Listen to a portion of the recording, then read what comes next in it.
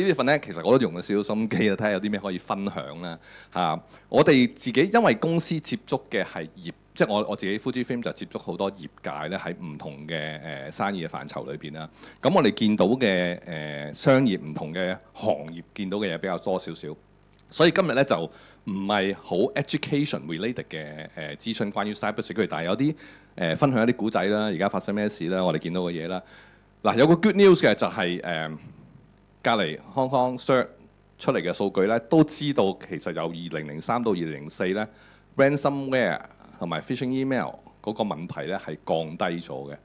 咁點解咧？其實大家都知道就係、譬如頭先阿 George 講到，好多人咧已經開始明白到 antivirus 一啲防毒軟件係唔夠啊，咁就開始多人 deploy 咗 EDR。咁 EDR 係事實上係 effective 可以保護到好多公司咧受嗰啲 ransomware 嘅攻擊。咁 phishing email 個意識咧亦都好強啦，即係每次講 cyber security 其實都會講下 phishing email 個問題喺邊度。咁但係個 bad news 係咩咧？其實佢哋喺個 ransomware 同埋喺呢啲咁嘅唔同嘅攻擊方向咧，佢哋就轉咗去做一啲 identity 嘅 threat 啊。咁hack 你，不如偷你個 identity 仲容易啦，偷你嘅 credential login 仲容易啦。credential 有公司所有每個同事嘅 identity， 仲有一個 identity 咧係最重要嘅就係、譬如黃 Sir 個 identity 啊。如果我可以偷到 IT manager 嗰個 identity 嘅話咧，佢嘅 password 佢每一日頭先咁多個系統啊，你估下佢有冇辦法可以每一個系統有唔同嘅 password？ 咁當然冇啦。咁佢就當然有自己一個 method 啦，有方法去記低晒每個系統嘅 login。咁我哋做 IT， 我自己都做過IT 即係落地啦。我點樣出身嘅？其實我自己網 Sir 問有冇做過學校裏邊嘅 IT 啊？其實我好多年前已經係喺美國一間大學裏邊 internal 嘅一個 IT 嘅同事嚇。咁我係負責睇個 firewall 嘅添嚇。咁所以我見過好多好特別嘅例子啦，好多年前嚇。咁我冇舉手，因為我已經唔係喺大學裏面做。咁 identity theft 係一個好嚴重嘅問題，尤其是喺我哋叫做 privilege access management 嗰方面咧，一啲 privilege 係 IT manager 嗰個 access， 佢有嘅係 admin password to 所有唔同系統啦。如果你係做 database 嘅話，你有個 database 系統嗰方面嘅 login 啦。咁只不過係即係我想帶出就係話呢個問題咧係需要諗下點樣解決，但係好彩地即係差唔多8-9年前已經睇到呢個問題㗎啦。而家啲 PAM solution 其實都好多去保護呢方面嘅問題。咁我翻嚟啦，嗱 AI tools 咧 for sure 係一個 norm 嚟嘅。無論係我哋用 AI tools 去幫助我哋去優化我哋做嘢方法，去簡單去更加 efficient。咁 hacker 喺同一方面咧，其實佢哋可以 access 到啲 AI 嘅 tools 啊，去做 hacking 啊，亦都係我哋叫做係 democratize 咗嘅，即係容易咗 access 同埋 affordable 咗嘅。咁就變咗好多 ransomware as a service 啦、access as a service 嘅 tools 喺 cloud 上面出現咗。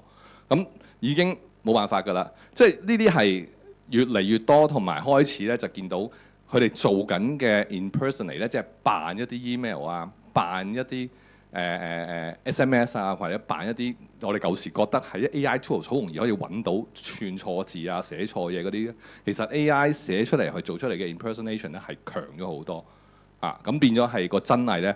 其實我自己一個問題就係、我都俾一啲utilities 啦罰錢啊。點解咧？因為其實真係有啲 water utilities 嘅假嘅信息成日 send 俾我，咁 send 下 send 下就話你未俾錢，我就 ignore 咗佢喎。啊，無論係交嗰啲 utility 嗰啲 bills 即係嗰啲水費啊、電費嗰啲之外，仲有就係我個網絡啦，即係成日都話我張 SIM 卡到期啦，你又要交錢啊，唔夠 bandwidth。咁其實好多啲假真撈到咧，我自己都分唔到。即係我自己做呢一行嘅，其實我都好煩嚇。點樣可以令到簡單啲咧？其實喺email 上邊咧係有一啲技術係可以幫助個唔同嘅機構去令到佢個 domain 裏邊有啲 identity 咧係知道，如果你登記咗個 domain 嘅時候咧，係話埋俾佢聽，呢個係我個 mail server 嚟嘅，呢個係我個 domain， 而令到喺人哋辦理嘅時候咧，嗰個機會可以減低。因為大家喺個 internet 上面 send email 咧，我哋都靠個 DNS 嘅。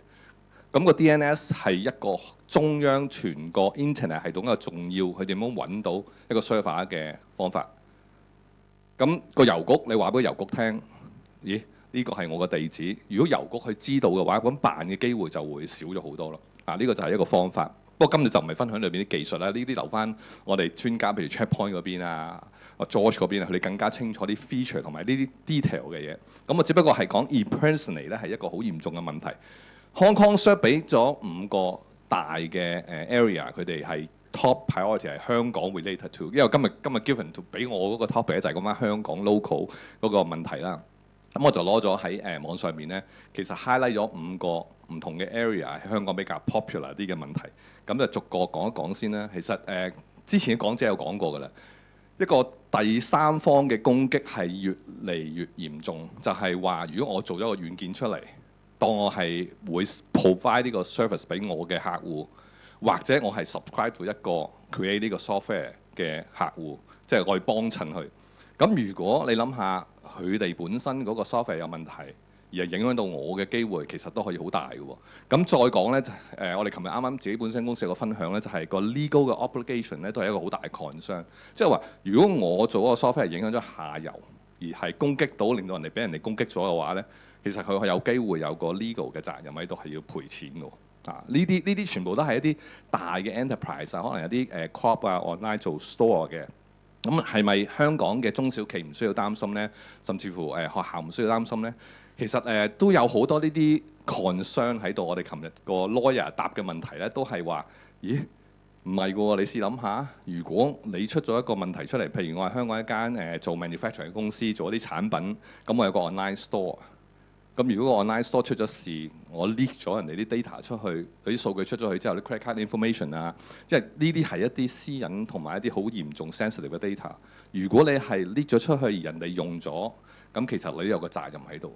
所以當然retail 裏面有個 PCI 嘅 standard 啦，有好多呢啲 governance 嘅嘢要 follow 啦，去 make sure 你可以肯定地或者係做多少少嘢去令到你嗰個保護係唔會受到影響咗你嘅客戶啦，而影響你嘅公司啦。咁嗰個就係 third party 嘅 supply chain attack。咁 AI 有樣嘢咧，就係而家好興講嘅大數據模型，又會攞我哋好多其實好多客戶都問我哋，喂，點樣可以用 AI 幫助我做多啲生意啊，或者做啲 customer service 啊，可以減省人手啊。咁個問題就係 AI 咧嗰個 training 咧係好容易會受到 poison 嘅，即係有落毒落去嘅。咁變咗咧有幾樣嘢可以發生，就係你可以將佢本來想答嗰啲問題咧答錯咗啦，即係影響咗公司嘅品牌都不特止。甚至乎俾咗一啲錯誤嘅 direction，你嘅客戶去做咗啲唔應該做嘅嘢。呢啲都係一啲 AI 而家喺咁即係已經差唔多2年幾啦，其實已經開始發現呢啲問題越嚟越嚴重啦。另外一樣嘢就係我哋在座都應該知道，而家公司好多 restriction，我哋點樣用個 AI 嘅。如果你帶啲 AI 嘅 tools 翻嚟，跟住你 upload 咗公司嘅資料上去咧，其實都係一個control 唔可以做嘅嘢嚟嘅。咁每間公司都有呢啲 governance 開始用咗。咁呢個咧就比較對香港嚟講比較係一個出名啲嘅問題啦，就係第一個 deepfake 發生咗咩事咧？就係deepfake 可以扮到好相似。我就揾到呢個學生咧，其實你哋喺後邊咧清唔清楚睇到佢隻眼係咩嚟？即係我哋成日睇戲都有咧，畫隻眼跟住遮到就瞓覺嗰樣嘢咧。其實咧有少少搞笑嘅啫攞嚟。咁但係呢張圖咧係 NVIDIA 去 publish 出嚟用 AI 做出嚟嘅相片嚟嘅。個真實程度咧，唔單止係張相片，同埋一個 video 就係利用一個 live 嘅 video chat，佢可以真正咁樣去扮一個人。咁 deepfake 呢個 news 咧就係年幾2年前咧，香港有間公司好出名嘅公司咧，就唔見咗25個 million dollars， 係25個 million 嘅美金，就係因為個 CFO 相信咗一個 video 嘅 request， 佢要過數俾佢哋下游嘅一啲建築嘅材料嘅公司咁25個 million dollars 係令到我哋喺香港咧，其實一打 deepfake，第一件事出嚟嗰個問題咧，就指咗嚟香港嘅，而家係一個國際新聞嚟嘅咁唔係幾好啦，當然。咁其實做呢件事咧，佢唔係一個 cyber， 唔係 exactly， 我覺得唔係一個 exactly 嘅 cyber attack， 佢只不過係一個做一個 social 嘅network 嘅 attack， 去 find out， 去揾到所有資料，好有計劃咁去進行嘅事件嚟嘅。即係你話公司係咪個網絡做得唔好啊，安全做得唔好啊，跟住洩漏資料，其實佢冇嘅，只不過係佢做咗一個scam， 喺唔同嘅地方可以攞到唔同嘅資料之後咧，去做呢個 attack 另一樣嘢咧就係提到喺香港 Share 個 report 入面都講到就係 critical infrastructure 啦。咁我哋知道啱啱2-3個月前就係香港 pass 咗個CI 個 bill 啦，critical infrastructure bill 啦。咁呢個對我嚟講咧比較更加貼切咧，因為我其實舊時做好多 IOT 啊，做好多 OT 嘅network 嘅保安都有嘅。咁我哋Fujifilm 咧有個 healthcare 嘅部門，其實我哋有出一啲 healthcare 嘅產品啊，譬如內窺鏡啊、MRI machine 都有嘅。咁喺呢啲咁嘅即係 IOT 嘅 device 裏邊咧，佢哋講嗰個 network 嘅 protocol 同埋嗰啲 file format 咧，就唔係我哋講緊 TCP/IP 啊、email 啊嗰啲咁嘅 protocol 嚟嘅。呢個 exactly 係講緊一個 DICOM。在座有冇人聽過 DICOM 嘅 file format？OK。呢個係X-ray， 你每影一張 X-ray 咧，其實佢傳送嘅時候咧，由個 MRI machine 擺喺個叫 PACS system 裏邊咧，去行一個叫 DICOM 嘅 file format。咁呢個 DICOM file format 咧係經過個 network 嘅時候咧，其實係可以 decrypt 到好多嘢嘅喎。譬如個 personal 個 information 啦，去照乜嘢 X-ray 啦，所有嘅 patient information 喺晒裏邊，係一張 X-ray 啊嘛。咁點解要 hack 一個咁嘅 DICOM network 咧？就係喺外國其實已經有個 use case 係唔係真正嘅 hacking，但係 demonstrate 到係做咗咩咧？就將張 X-ray 裏邊嘅 image 去改變去 claim 免鎖嚇。嗰件事係本來係已經有，你睇翻個 history of 個 DICOM 張 X-ray image 係有一個問題喺度嚇，嗰個膽石喺度嘅，佢就令到佢冇咗，因為可以改到個 file 啊嘛。咁另外一個問題當然 DICOM 就好多 personal information 喺裏邊，其實呢個係一個醫院裏邊有好多 device，咁其中一個叫做 infusion pump， 佢行緊個 software 咧，好多時都係 upgrade 唔到、patch 唔到嚇。呢個係一個比較嚴重啲嘅問題，但係醫院今年佢哋開始就係留意緊呢啲問題咧，佢哋點樣可以就算 patch 唔到都好啦，你要俾我知道我有幾多部機有呢個 potential 問題，有啲咩方法去將嗰個漏洞去降低個風險咧嚇。成日我哋都講風險平衡，咁但係點樣去做呢件事咧？咁我哋都有幫緊啲醫院去諗緊點樣去解決呢個問題。咁呢個入嚟已經見過幾個啦嚇，signage 香港係周圍都有嘅，係唔係未發生過？香港已經有啲 kiosk 俾人 hack 咗。最重要嗰個我記得咧有一個就係一個電裝叉電裝都係一個 signage 嚟嘅啊，俾人 hack 咗。你諗下叉電裝佢嗰個 power handle 緊嗰啲係3箱電或者以上個 watt 數咧係好高嘅。咁呢啲係一個比較嚴重問題，但係再嚴重啲嘅咧就係呢啲 system 佢喺個 network 裏邊，如果有冇 segment 到係咪擺喺同你一個 network 裏邊？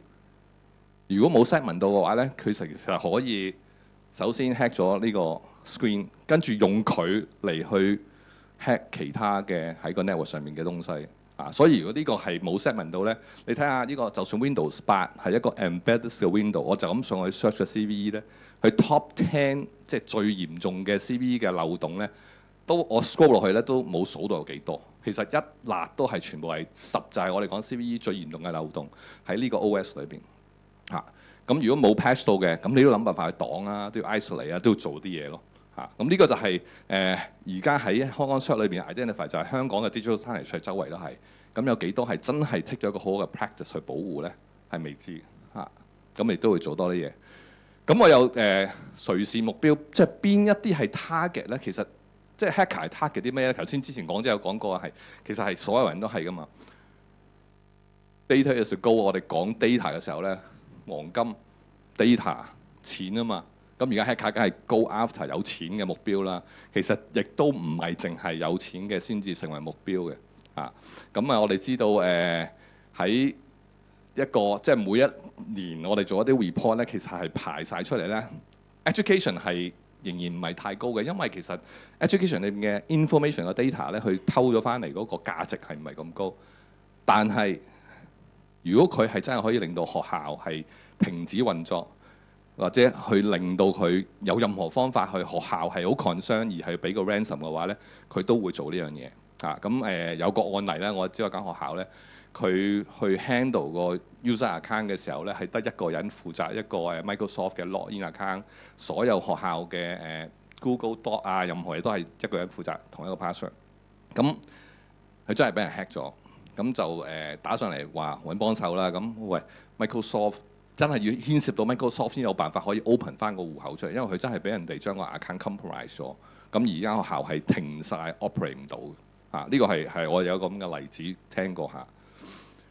咁最近呢，就係我講 Rich and Famous 嘅 target 咧，通常係咩呢？M&S 係唔知你有冇留意啦，Marks and Spencer 唔係淨係英國，我啱啱幾個禮拜前喺英國就聽到呢個 news， 跟住而家香港啦、美國啦，佢所有嘅 franchise 咧，其實都係有同一個問題發生咗，令到佢個 online store 啊收錢啊全部停晒。佢每一日可以唔見嘅錢係大概4.8個 million 美金度咧，online store 開唔到淨要暫時停止服務。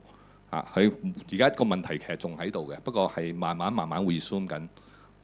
OK， 咁easy and open 嘅 target 係啲咩呢？我頭先開頭嘅時候咧就跳咗入去講 PAM， 其實去攞 credential 去攞 username password 係容易過 hack 好多嘅。所以咧見到大部分 hacker 咧都開始就係針對一啲 credential， 針對點樣去 log in 攞到嗰啲 credential 咧。其實就可以做到好多佢哋想做嘅嘢呢個就好 typical 噶啦，好多都話我唔係個 target 嘅 target 大部分 SMB 都係唔會搞我噶啦，我唔會係個 target 嘅。呢個先至係我哋見到比較多嘅。我有最近睇咗個 report 咧，就係話如果cyber attack 個比喻係唔係用箭啦，其實係好似用機關槍咁。如果你喺上一個 internet 上邊用機關槍掃嘅話，就係呢個比喻。你着晒避彈衣都好啦，始終有一啲位佢會被擊破咁呢個呢，係成日都會諗到就係話我唔係 target，其實佢唔係揀 target 嘅，佢係掃你睇下有冇機會入到。譬如頭先阿 George 一出嚟睇到晒，哇！我哋而家咁多個 RDP 咁多 remote desktop 可以入到嘅，就係咁解啦咁點樣平衡個保護呢？同埋一個風險呢？即係學校又好，我哋接觸嘅中小企啊，或者甚至乎 SMB 都好咧，佢唔係有無限嘅資源去投資嘅。咁我哋都會同佢有啲 discussion，就係話有啲乜嘢係需要做先當然今日我哋諗第一個即係個彩蛋就係一定係諗下你個防毒軟件。如果仲係叫防毒軟件，唔係 EDR 嘅，你就考慮下去用一啲 EDR 嘅 software， 一定幫到好多，同埋減低個風險咁我哋有一個infographics 咧，我哋公司咧就係其實幫客去做呢個傾嘅時候咧，點樣去同個客去 discuss 下你點樣去 reduce 個 cyber risk， 有好多 assessment 嘅 service 可以做。Sorry 啲俾人 hack 咗可能個 laptop，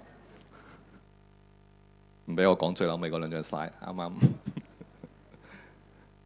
呢個就係呢邊其實有啲 identify， 就係我哋 follow 嘅 NIST framework 啦。其實每一間公司咧，佢可能有啲 governance 嘅，有需要 follow 嘅。譬如香港G 即係可能係 G3或者 CII HIMSS HIPAA， 無論係醫院好 finance 好，你都有啲間可以 follow。大部分咧都係有一個global 嘅 NIST framework 咧係相似嘅，大家做嘅嘢。咁所以我哋就可以睇翻有提到就係如果你係做一個準備，做一個風險降低風險咧，就係一個 assessment。如果你係睇到自己有邊度有風險嘅話呢，其實有好多嘢可以採取去幫助嘅。譬如如果係 budget 有限嘅，做一啲 managed security service， 包括埋可以做一啲 managed 嘅 endpoint detect response EDR， 仲要有人幫你睇埋。我哋都見到好多案例咧，就算有 firewall 都好咧，如果冇人睇咧，其實好多時有漏洞都 catch 唔到，冇人幫你睇住個問題。甚至乎頭先嗰個問題就係個 firewall 開咗個 RDP protocol， 即係 remote desktop 入嚟，而係冇閂到，開住道門俾人入嚟。呢啲都係因為其實 IT 好忙，見到黃 Sir 咁多嘢要做，呢啲係好常會發生嘅事，我哋都見得唔少所以我哋有呢個咁嘅保護係可以，唔係話真係全部去做啦。譬如就算係我哋做一個 IR response 咁，做 IR response 通常會做咩？做個身體檢查咯咁亦都係可以幫到，就係由個 IR 嗰度調翻轉頭做一啲 assessment， 睇下你而家嗰個身體嘅狀況係點咯，即係 network 嘅狀況係咪安全咯。咁最後一張咧就係incident response。頭先位講者講過啦，點都有呢啲撞㗎啦。咁咧我哋都係 strongly suggest 咧，如果你係早啲去傾一個 incident response 嘅 plan 咧，其實會係俾到啲咩你咧？有時嘅時候唔係你打去電話揾人幫手，係如果我哋嘅做法咧，其實係主動話俾你聽，你係有啲機會係受到攻擊，而係幫你去解決個問題，就唔係去 spread 到去10部機成個 level 先至係。跟住死啦！我有10部機中咗招你可唔可以幫下我啊？你喺嗰刻打電話去揾人幫手呢，其實一一定係會俾你有一個計劃 for incident response plan 咧，係安心好多。即係你呢個做法一定會安心好多。Sorry 嚇。咁我嘅分享同埋建議就係咁多啦。唔該晒。